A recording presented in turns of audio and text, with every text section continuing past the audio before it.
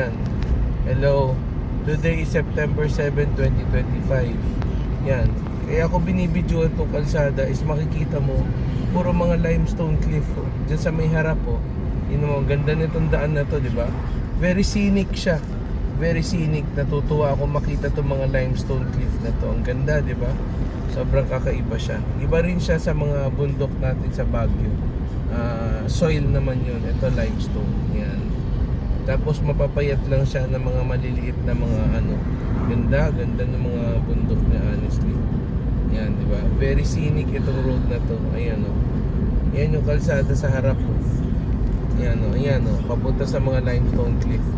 Ganda, di ba? Yun. Dito to sa may Krabi, Thailand. So, kung napapunta man kayo ng Krabi, Thailand, ang ganda, no? Ganda ng bundok sa harap, amazing. Ang ganda sa mata, ang ganda tignan sa mata, sobra. Doon, no? Yung kalsada, tingnan mo, ang ganda, di ba? Ganda nitong road trip na to. So, kung napapunta man kayo dito sa may Krabi, Thailand, siguro dapat yung i-road trip din ito. Actually, nag-road trip kami, 1 month kami dito sa Thailand. So, napakaganda, honestly.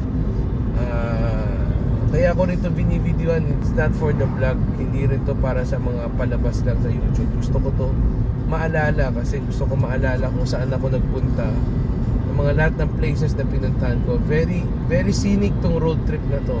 Makikita mo, ang ganda nito. Sana, ewan ko lang, hindi ko pa naiikot ang buong Pilipinas, pero hopefully sana meron din tayong mga ganito kagagandang mga road trip sa Pilipinas.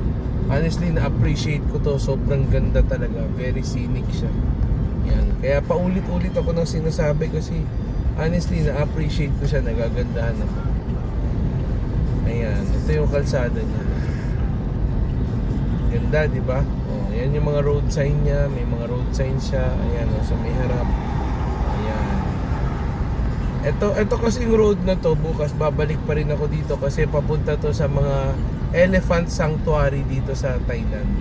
Gusto ko makita yung mga elephant sanctuary. Ayun yun makikita mo yung mga mountains doon doon yun di ba ang ganda ayan yung mga niya bundok niya, di ba, mga limestone cliff yan. Ayan, ganda, di ba? Yan, kakaliwa na ako dito ayun. Pupunta ko ako sa viewing site niya, viewing deck niya. Pero natutuwa ako. Tapos ang daming puno dyan sa harap hindi ko alam kung buko tree yan o palm tree yan. Isa sa dalawa. Kasi yung palm tree tsaka buko tree may pagkahawig. Same like sa Malaysia, ang dami silang tanim na palm tree. Ayan ito nga nagbubuhat ng troso. Itong sasakyan sa harap Ayan nakita mo. Bubuhat siya ng troso, siguro i-deliver itong pickup niya. Galing din, karag-karag na pero kaya-kaya pa magbuhat. Ayan. Very nice, di ba? Anyway, that's all for now. See you.